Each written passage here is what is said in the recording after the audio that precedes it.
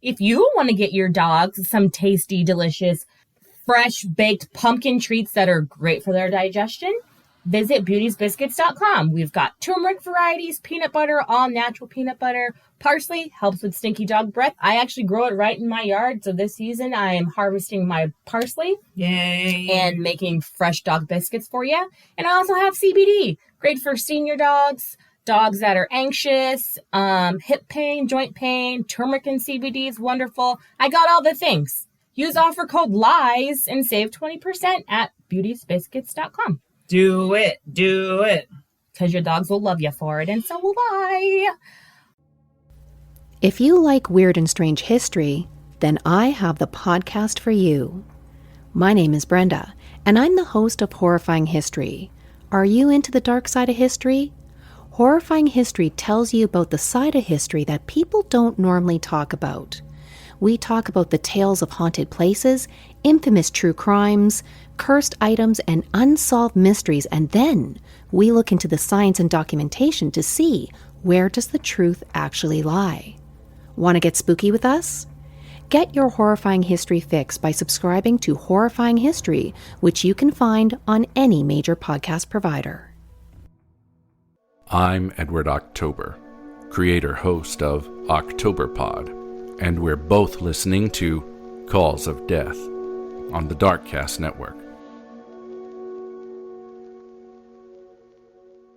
Cause of Death portrays imagery of death, war, and destruction. It may not be suitable for children under the age of 13.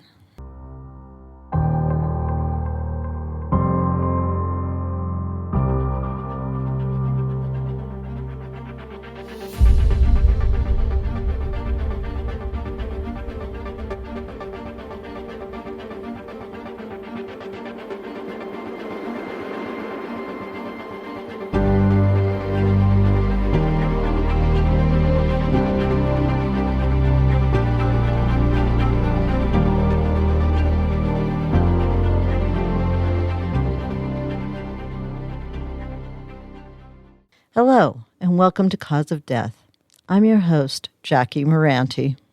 The next 2 episodes will be regular episodes so that we can finish this season.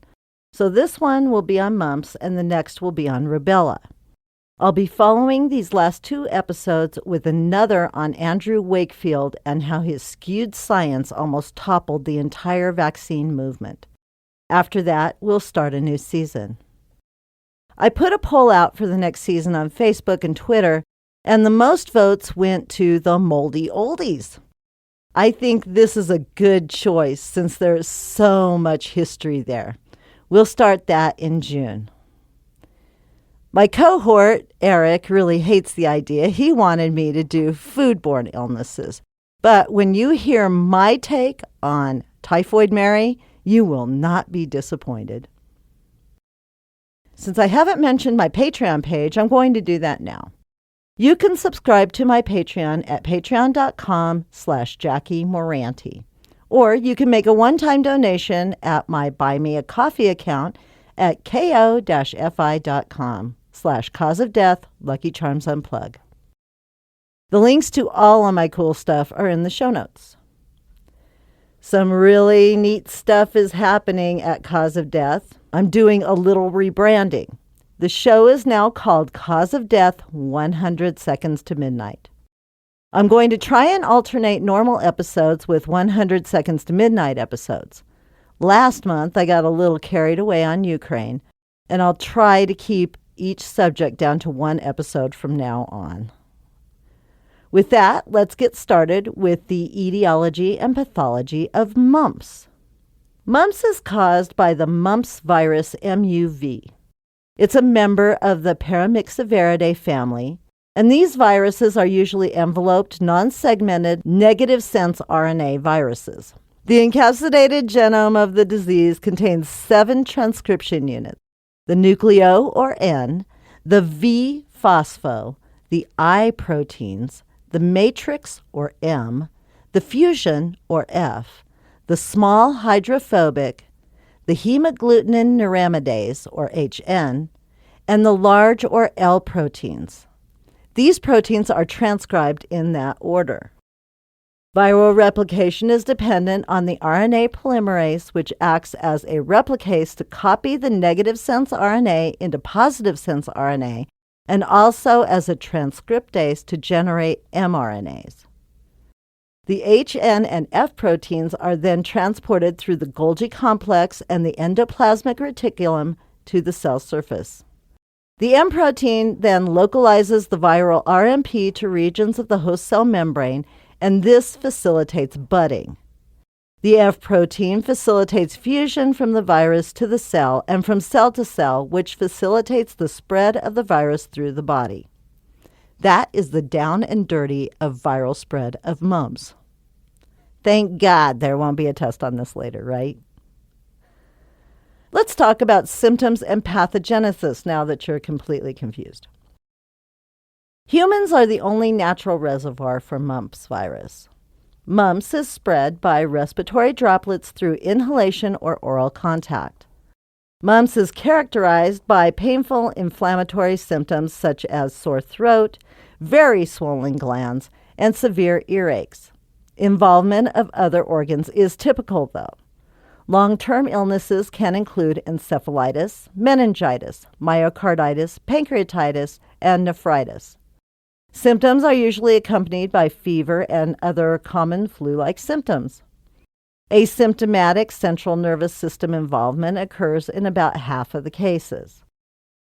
Though symptomatic CNS involvement occurs only sporadically, before the introduction of routine vaccination, mumps was the leading cause of aseptic meningitis and viral encephalitis.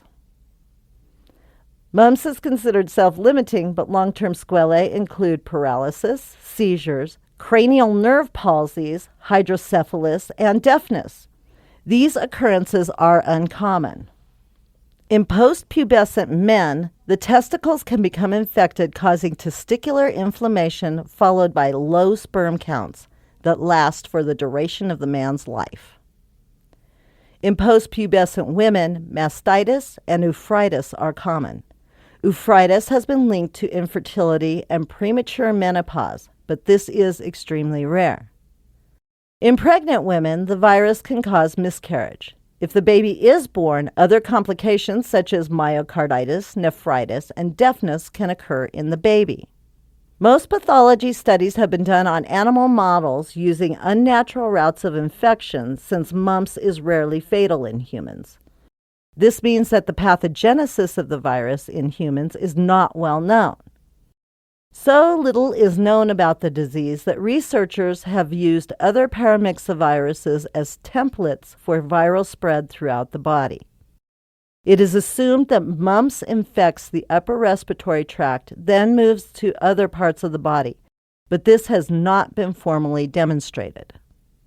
There is no treatment other than supportive care for mumps.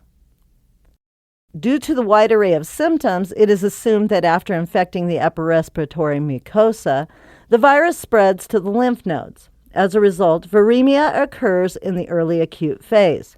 However, the virus has only rarely been detected in the blood. This is one of the few times that I'll ask you to work on assumptions, by the way. Most of the diseases that I talk about will be well studied. I will rarely work on assumption. Because of the low mortality rate, very little thought has been given to mumps virus until recently, when a resurgence of infections among previously vaccinated populations has shown waning immunity among those populations. Symptoms usually become obvious 2 to 3 weeks after exposure and last for 2 days to a week. The virus can be shed from 1 week before the patient becomes symptomatic to 1 week after the onset of symptoms. The virus has also been seen in the saliva of asymptomatic carriers. Mumps had previously been considered a one-and-done disease, so it's rare that people will be vaccinated anytime following the original vaccine as a toddler. Before mumps vaccine became available, 95% of adults carried markers showing prior exposure to the virus. After the introduction of vaccination, the incidence rate declined dramatically, and by the 1980s, very few cases were reported.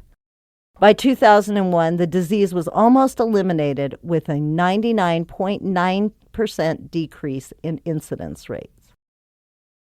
By 2004, incidence rates began to rise. The reasoning behind the infection rate is twofold.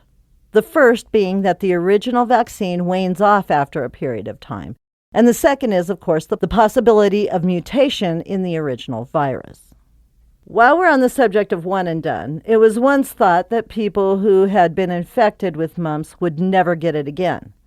That's a falsehood that we've lived with for years. Second infections are rare, and generally the second infection is much milder than the first, but they do occur. Immunity wanes in any disease, so second infection can occur with most viruses. We also have to think about mutation. While mumps is a very slow mutator, mutations can occur, and when that happens, all bets are off. The original immunity that you may have had won't protect you against a mutation, and that's true with any virus. Let's move on to history. Hippocrates was the first to describe mumps when an outbreak occurred on the Greek island of Thasos in approximately 410 BC. Quote, "Swellings appeared about the ears, in many on either side, and in the greatest number on both sides. They were of a lax, large, diffused character, without inflammation or pain, and they went away without any critical sign." End quote. His description is often referred to today as a masterful documentation of the disease. During World War I, the U.S. military identified mumps as a severe health problem. Mumps is most debilitating in adult men who often experience painful swelling of the testicles. Since it travels so quickly through populations and the army camps were crowded, the whole camp could be in the infirmary for weeks. This doesn't do any good when you need men to fight a war. Mumps was the leading cause of missed days of active duty for the U.S. Army in France during World War I. A total of 230,356 cases were confirmed. The threat had become so great that during World War II, mumps and measles were considered a national security issue by the Office of Scientific Research and Development. Studies have been done over the years, but the etiology wasn't discovered until 1934. Claude Johnson and Ernest Goodpasture infected rhesus monkeys with Mumpsvirus that they had collected from human patients suffering from the early stages of the disease, and the monkeys did become infected. The main problem with finding a vaccine was that not enough target virus could be grown to make one. In 1945, the mumps virus was isolated in vitro. It was found that the virus could be grown in embryonic chicken eggs. Carl Habel, who worked at the U.S. Health Service, used eggs to produce the very first experimental vaccine in 1946. This vaccine had no live virus, though, so was therefore inactivated. The vaccine was tested on 2,825 West Indian workers at a Florida sugarcane plantation where mumps was the order of the day. After the experiment was complete, it was found that this vaccine had a 58% efficacy rate. Not great, but it was something. By 1948, Habel had created another inactivated vaccine. This vaccine was not effective long-term, however, because it had been far too inactivated through the chicken embryo-egg technique to be effective, and by 1970 it had been discontinued in favor of more effective options. John Enders won the Nobel Prize in 1954 for his work cultivating poliovirus. He and Habel were credited with finding the embryonic chicken-egg technique for growing viruses. Both had also experimented with mumps before moving on to polio and measles. Of course, the war was over, so the crisis was averted, and since mumps among children was thought to be no big deal, mumps research wasn't a top priority. Most labs turned their attention to pneumonia and flu, and rightly so. Like chickenpox back in the day, parents didn't like the fact that their kids got mumps, but it was a normal childhood illness. It was the early morning of March 21st, 1963, when Gerald Lynn Hilleman woke her father to complain of a sore throat. Her father, Dr. Maurice Hilleman, was a research scientist at Merck. He immediately diagnosed